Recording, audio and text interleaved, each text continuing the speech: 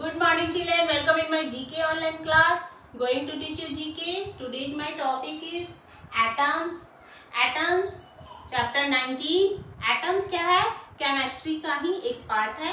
ये जिस प्रकार हमारा साइंस जो है कैसे डिवाइडेड है, उसे केमिस्ट्री हो गया, फिजिक्स हो गया, बायो हो गया, इस तरह से डिवाइडेड है. तो ये एटम्स क्या है? एटम्स केमिस्ट्री का पार्ट है. केमिस्ट्री में हम केमिकल के बारे में पढ़ते हैं, जैसे हाइड्रोजन, ये हीलियम गैस के बारे में पढ़ते हैं, और ये जैसे एसिड बेस गैस होता है ना, उसी प्रकार. तो हम लोग केमिस्ट्री में क्या पढ़ते हैं? केमिकल के बारे में पढ़ते हैं, केमिकली स्टडी करते हैं. उसमें एटम्स भी उसी स्टडी का एक हिस्सा है. एटम, पहले हम एटम कहते किसको है? तो the smallest particle of an element is called an atom. मतलब एलिमेंट का सबसे छोटा पार्ट जो होता है वो क्या कहलाता है? एटम कहलाता है. यानी कि एक एलिमेंट्स कई एटम से मिलकर बना हुआ होता है. तो उसमें समझो कि जैसे कहा गया है कि एटम ठोस होता है. ठोस होता है यानी कि हार्ड होता है, लेकिन उसके अंदर भी क्या होते हैं? इलेक्ट्रॉन्स होते हैं, प्रोटॉन्स होते हैं. तो यही चीज. तो जॉन डाल्टन ने जो है क्या किया था? Composed of atom of different weight. 1803 में जॉन डाल्टन ने एटम की खोज की थी और बताया था कि एटम में भार होता है. ओके.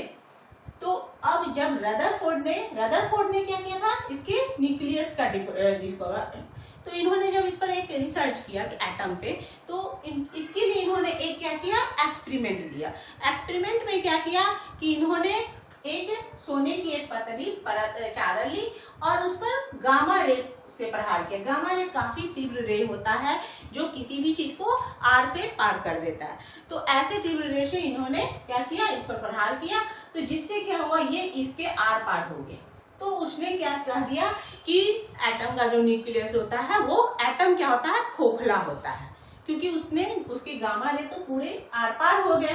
तो इसलिए इन्होंने कह दिया कि एटम क्या है? खोखला होता है. लेकिन जब जोसेफ थॉमसन ने आए तो उन्होंने क्या किया? इलेक्ट्रॉन की खोज की. उन्होंने क्या किया? इलेक्ट्रॉन की खोज. उन्होंने एक गामा रे अल्फा रे से प्रहार किया तो पाया कि वो मुड़ गई है. तो ये अल्फा रे है क्या? मतलब आखिर कौन सी ऐसी चीज है जो उसे बीच में रोक रही है? वो है क्या? तो ऐसी कौन सी चीज है जो उसे बीच में रोक रही है? तो उन्होंने उसका नाम क्या रख दिया? इलेक्ट्रॉन रख दिया. किसने? जोसेफ थॉमसन ने इसका नाम रख दिया. कब किया? 1897 में. अब फिर क्या हुआ? इसके बाद कौन आए? उसके बाद आए यूजेन गोल्डस्टीन. इन्होंने भी देखा कि फिर उन्होंने देखा कि अरे कुछ आगे गया है, फिर वो मुड़ गया है. तो उसने देखा कि नहीं, इसके बीच में कुछ है, ऐसा कुछ है. वो है क्या? तो बीच में उन्होंने पाया कि बीच में कुछ ठोस चीज दिख रही है. वो है क्या? तो वो उन्होंने उसका नाम रख दिया प्रोटॉन. उसने क्या रख दिया? प्रोटॉन. फिर उसके बाद दूसरे साइंटिस्ट आए, जेम्स चैडविक. उन्होंने फिर इस पर प्रहार किया रे से. तो इन्होंने एक नई चीज पाई. तो वो क्या है? जिस पर कोई चार्ज नहीं है. तो उन्होंने उसका नाम रख दिया न्यूट्रॉन. तो इस प्रकार कंक्लूजन निकला कि एटम क्या है.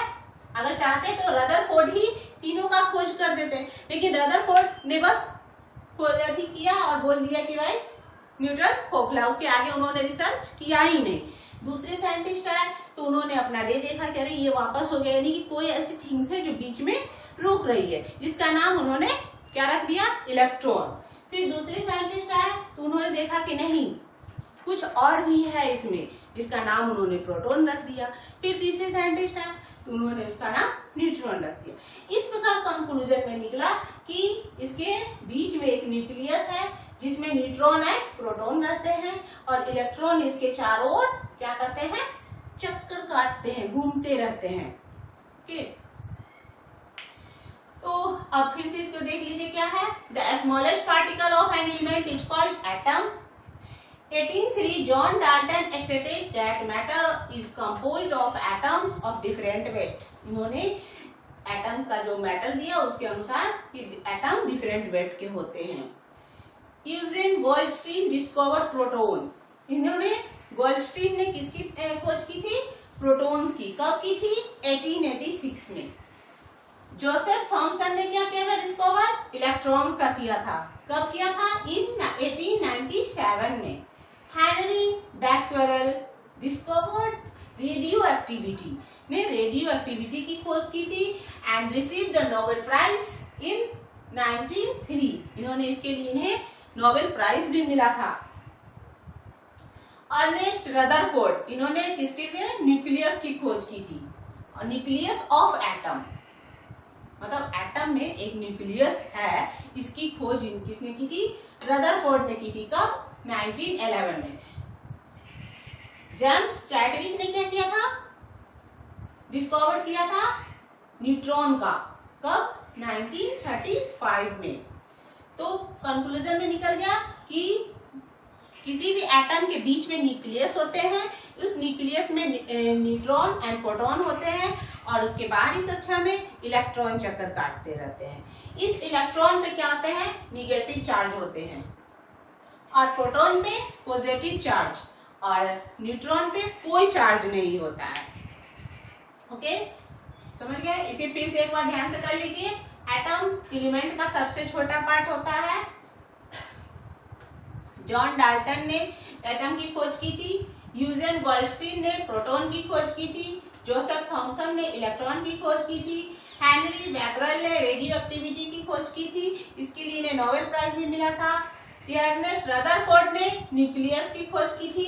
न्यूक्लियस में कौन कौन से पाए जाते हैं? Neutron and proton, electron, proton and neutron.